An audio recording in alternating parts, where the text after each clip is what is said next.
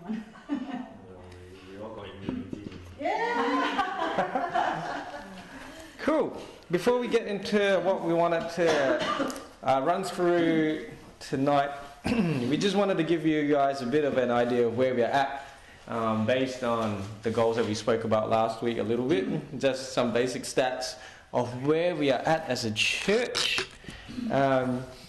So including our launch, if we include our launch in there, we are averaging 51.25 people at this point. Without the launch, we're averaging 43.33. I know there's a lot of point stuff doesn't make sense, but yeah, so obviously our launch was really nice and big with 75. So with that, I think it's better for us to see where we're at without the launch, which is just under 45, which is really good, really good. And based on who came with us at the end of the day, what was it, Beck? In our team, obviously some people had stepped out and all of that. I think we were at about 41, I thought. yeah, but I think it was 39. Just before we launched, our team was at 39, so we are already past that. And more than that, we also haven't ever had a single Sunday where everyone in our team has turned up, which is, I guess, really normal. I think we just didn't expect every Sunday be having that many people away, which is part of our journey and understanding how that all works. But 43.33, that's really good. I believe that through the pop-up carnival, we are going to be pushing the average towards past the 50s. That's something that I'm really personally wanting to believe for the couple of families that through the pop-up carnival will start to come in. And some of our newer additions have all been speaking really highly of what's been going on, and I'm believing that if we can find a way to activate them in saying, yeah, go for it, get your friends, your family to come along, we could see something with that as well. Sunday was really huge for us in terms of visitors. We actually had 8 visitors. 8 people that are not part of our team, and 3 of them will most likely be staying on as part of Lift, so that's really cool. I think we will probably still be getting people popping in to have a look over the next couple of months. It's a bit spread out, and yeah, I guess in a sense it is nice because it kind of helps us have that core number of people on a Sunday, but also people are really excited for us, and that's really cool. Sunday, again, another big win for us was that 5 people signed up for the city. Not all of them are brand new in terms of our team, but Yen really went hard at getting people to sign up for it. So 5 of them, when I say sign up, I don't just mean put their name down, they actually set up their accounts as well. So our city total at the moment stands at 36. And when you include the 7 kids that we do need to put in, because Kids is going to be starting up soon. So at the moment, I guess, on our database, we are looking at 43 people, and there are some of the families, couples that one has signed up but the other one hasn't. So that's about, it includes 45 people altogether. That's where we're at right now. So it's kind of interesting. Our team is, on the city is 45, on a Sunday average is about 43, but don't worry, I'm sure that it'll all kind of work out.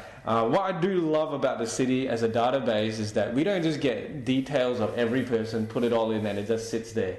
These are talking about active people who want to be a part of our church.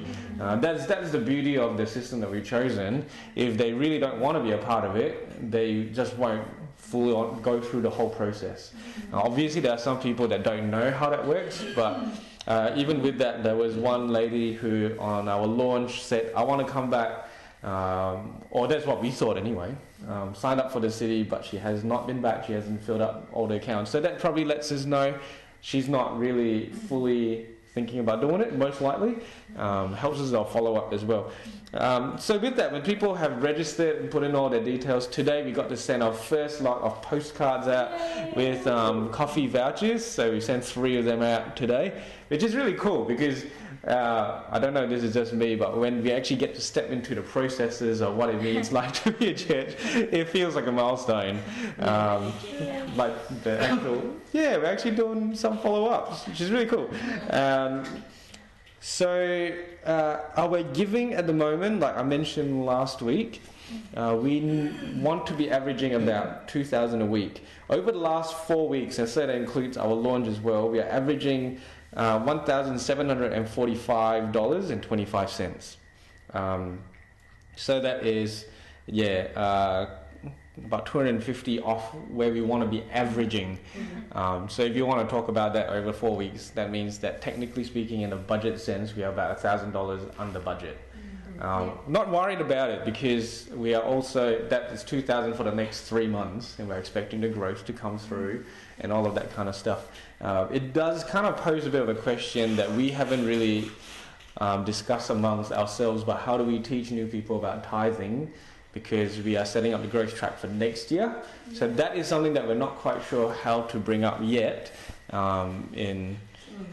don't really want to make church about money, but at the same time we do know that we need to establish certain foundations and principles for people to be able to jump on for their sakes and also for corporately where we need to go as a church. But that's just to give you an idea of where we're at. It's not bad at all.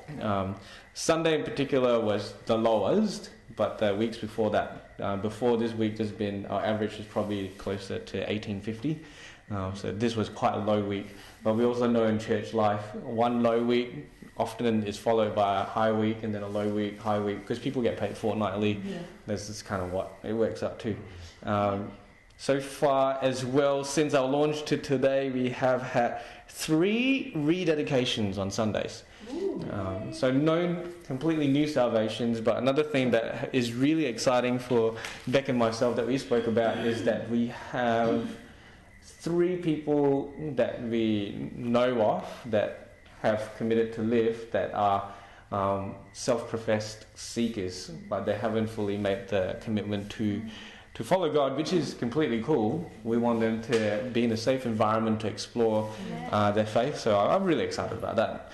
And I think it also comes in line with what we were talking about beforehand in getting ready for this season, and the whole idea of pursuing as part of our mission isn't so much us necessarily finding completely new Christians, but it's also a lot about people who are already coming halfway and being able to meet them and to bring the gospel to them. So there's a bit of a reassurance that that's something that God has wanted to establish for us, and we're hearing also about a lot of other people that haven't really found a church that are being a part of what we are doing, and that's really, really exciting. So that's just a little bit of a health check of where Lift is at the moment.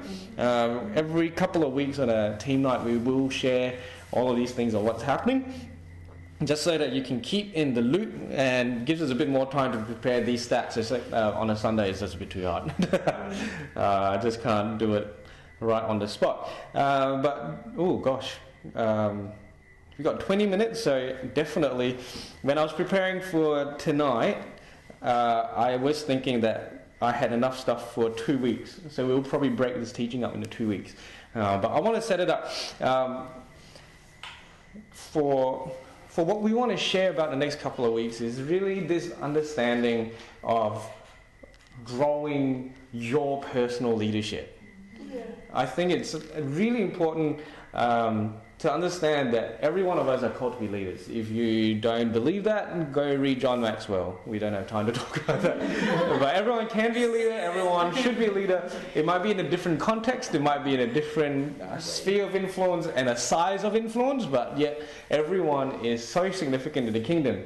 And I think in my experience, and I understand that my experience is definitely limited because I haven't met every single person in the world, but I think every person desires to live a large life that impacts others.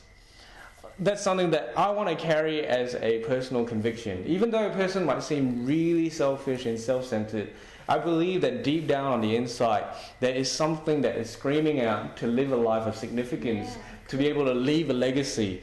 And sometimes it's because of their experiences and their hurts that might actually stifle that dream and that desire to do more. Because I believe we're all created in the image of God. And God hasn't desired to be a selfish God. He is a loving, gracious God. And if we are created in His image, then we will have that same desire. So if you have that desire, first thing is to note is that that is a great, noble desire. I was just reading this morning in 1 Timothy where Paul's writing to Timothy, if anyone desires to be a deacon, he's desiring a noble thing. And a deacon is just translated as a helper. Basically, anyone that wants to serve is a noble thing. And I think we all know that there's a nobility behind it. And so with that in mind, I believe that we need, as leaders and growing leaders, we all need to learn how to grow and expand ourselves into a largeness so that we can accommodate more of what God wants to do through us. And that's why that's a setup for this week and next week. And we'll see how it goes. Might spill over again, but I think we're all meant to have a huge impact. And Ravi Zacharias, I was listening to one of his messages the other day. It was really interesting because he pointed out that the story of Jacob and Esau, while they were in their mom's womb, Rebecca's womb, they were wrestling, and Rebecca asked God, "God, what's going on?" And God said, "You have two nations inside of you. Not two individuals, not two babies, two nations inside of you."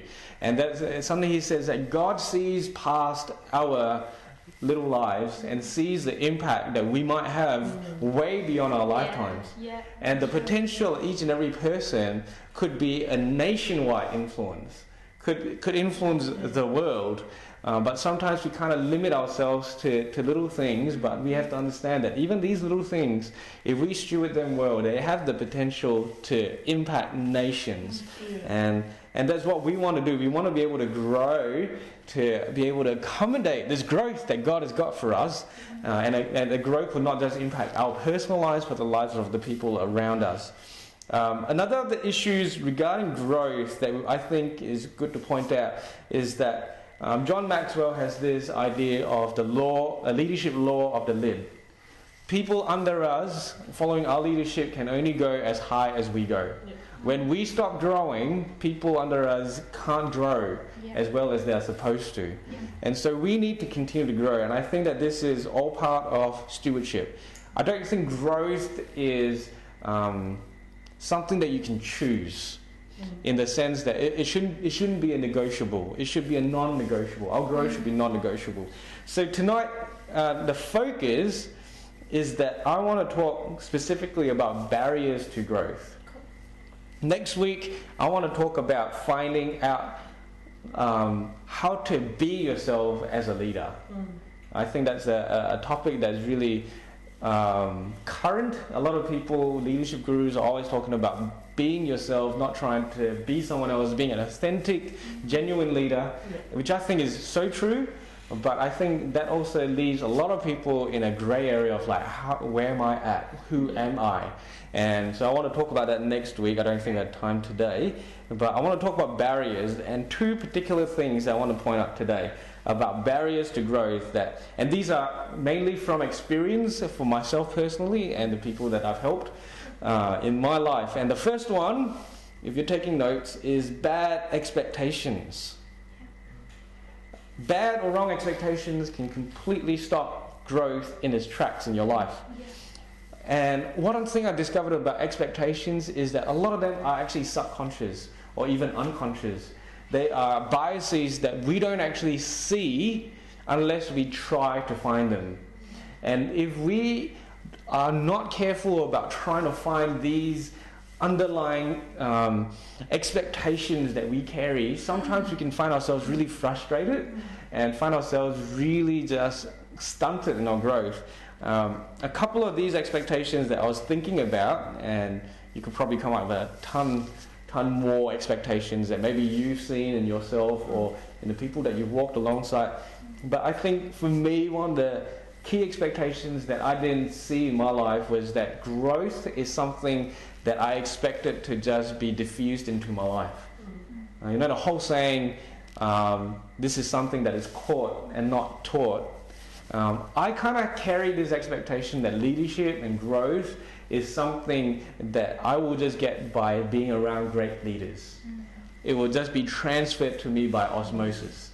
It would be something that instead of necessarily being given like the A, B, C's and all that kind of stuff, I was like, no, I just need to be experiencing. I just need to be walking alongside great leaders, and I will learn those principles for myself. But something that I realize is that even if we are in the best environment to catch leadership, we can also actually catch nothing.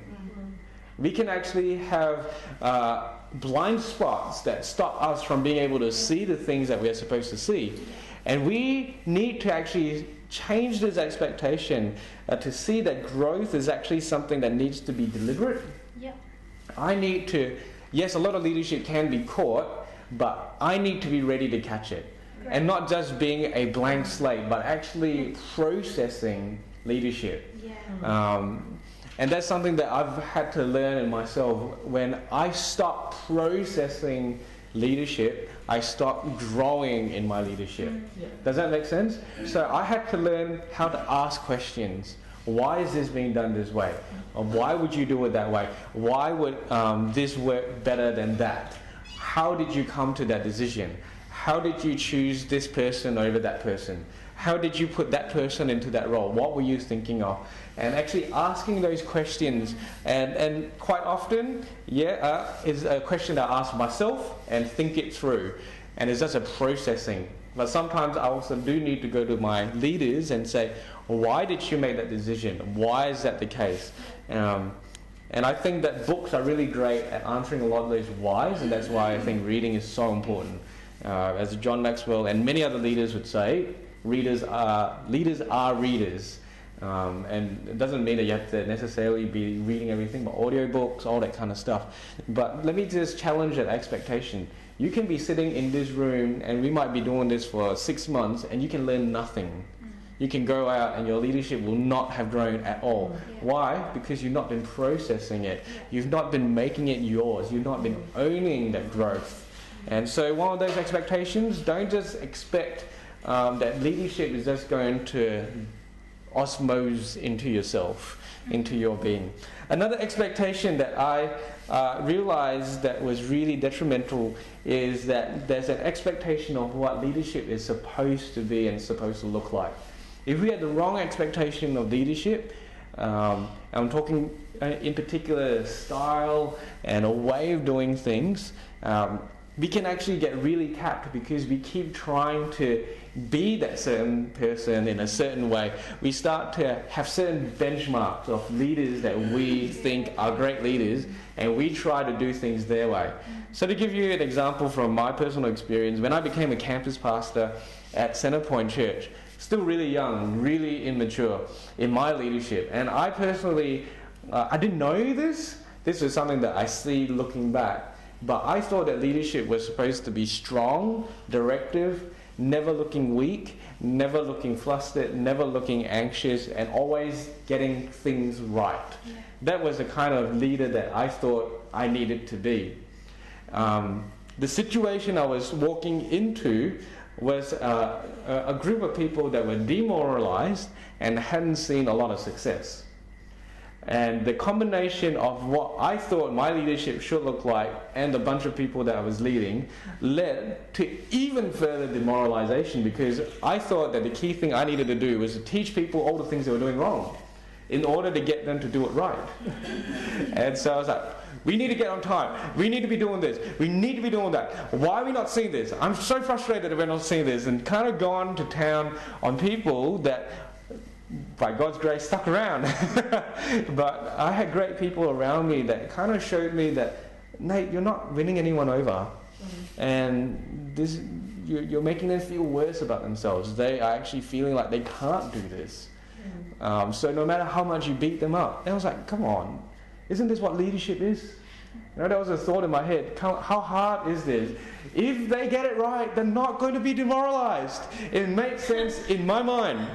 Completely makes sense to me, but in the outworking of it, if I had chosen to be stubborn and leave things the way that I was going, I would probably have lost a whole team and have to be replaced at some point.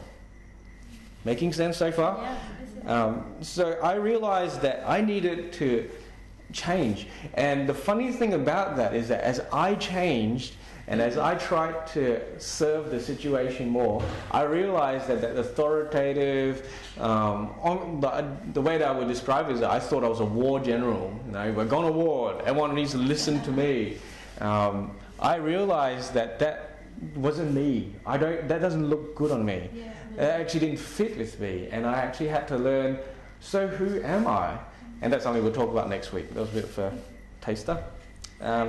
So I feel like those are two expectations in particular that we need to be very careful about. Understanding that styles and all of that, well, I guess maybe we can just quickly just touch on that. Style actually changes with the situation. It doesn't actually stay the same all the time. If you're staying the same all the time, you're being a stick in the mud. You're probably holding up what needs to happen if you don't change yourself to the different situations. So I've learned that I'm a really good... I've learned that I can be a really good war general in running events, and things need to happen. I can be that. I'm not going around trying to make everyone feel good about themselves and all that kind of gear. In that moment, we need to get things happening. But at the same time, I've learned also what it means to be an encouraging leader, to be a coaching leader, to be a supportive leader, to be a strategic leader. And at different situations, it calls for different parts of you. And where you fit in is that you will run these different styles and different roles differently from what everyone else looks like. And there are probably things that you do really well in and things that you don't do so well in as well. But that's a bit of a taster for next week. The second thing to talk about, so sorry I didn't break down bad expectations into part A and part B, but the second thing that I really feel can stop us from growing as leaders is risk aversion, a fear of taking risks. And I don't think necessarily that it's bad to be cautious. I don't think that it's bad to actually be thinking through and processing whether something should be done or not. I'm not saying just go gung-ho and do everything that comes to mind, because that's bad leadership too, and hopefully you'll learn that very quickly. But what I'm talking about is this filter in you that doesn't like change. Maybe an aversion to change might be a better way to describe this, but in making change you're taking risks. And so I want to talk about risking this way, because if you understand that there are like leadership grooves in our lives, in the sense that once you get into a certain flow, into a certain way of doing things that you see works well, we can start to go, okay, I've worked that out now, and this is the way that I'm going to do it. Right. And, you know, if you just keep going in a circle all the time, you will start to create a groove. That's what the whole idea of a groove is. But if you're not careful, that groove can become a rut. It can become a ditch that becomes really hard to get out of, because you've dug yourself so far into that groove that is no longer a groove, it's now a rut. And what happens when you are in a rut, it means that you're probably more in management rather than leadership. Because you're not leading anyone anywhere, you're just telling people keep going in circles, keep doing it the same way. And I think that sometimes we get into that kind of a place. I very much like to keep things in a way, once I feel like I've figured it out, I don't like doing it a different way. I don't like trying to think outside the box. I don't like trying to think creatively.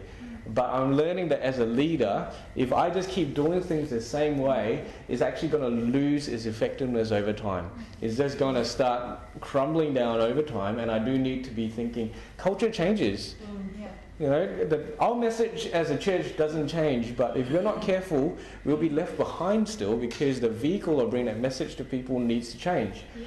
And whether that's the church or a business place or your family, if you're not careful and you're not changing, then you're going to be left behind. Yeah. For example, we don't have kids, but then we're hearing quite often people talk about, you know, when a child is 5 years old, you deal with them in a certain way. But if you deal with a 15-year-old the same way as a 5-year-old, you're going to get in trouble. You're going to lose that relationship, and you're no longer leading. You actually are just trying to manage your family. And you have to learn how to think outside the box and change it. And I've learned that in my life that stepping out of comfort zones is the best way to learn. The reason why you're in a comfort zone is because you become an expert in that zone. You know what to anticipate. You know what's going to come next, and you know how to handle it. That's why it's comfortable. But the definition of learning is to actually learn how to handle things that I've never handled before. So by definition, you cannot learn if you're still in the comfort zone. Does that make sense? Yeah, very good. You actually have to get outside of that comfort zone, deal with things that you're less comfortable with, and those new experiences will be there for you to learn. So I guess with that in mind, the question that I was thinking for myself as well is, what kind of expectations do I have that are causing me to stick? But then with that, not only do I have to know the bad expectations that are causing me to be stuck in a place, what are the things that I'm not taking risks in? So if you change the expectation but you're not willing to take the risk to step out of that comfort zone, you're still going to be in the same place. That's why I think these two things are so important, that we see that synergy between our expectations and the boldness to take risks in our lives. Sometimes the problem lies in our expectation, because my expectations are I cannot get anything wrong. And so you don't want to take risks because you don't want to get anything wrong. But then if you change the expectation and then go, okay, it's okay to make mistakes. Mistakes help me grow. You change that expectation. You also do need to change that stuck in the mudness that you might have, that risk aversion. And then, okay, so I'm going to do this. And then put them together, you will see change, you will see growth. So, by definition, growing as a leader means pain. Growing as a leader actually means being willing to have your mindsets, your comfort challenged, to be put in awkward situations, to be put in places and doing things that you never thought that you'd be doing. But if you don't do them, then you're never going to be able to grow into the leader that you're supposed to be. So that's basically it. That's the teaching for today. I'm going to stop this now. See you later, everyone.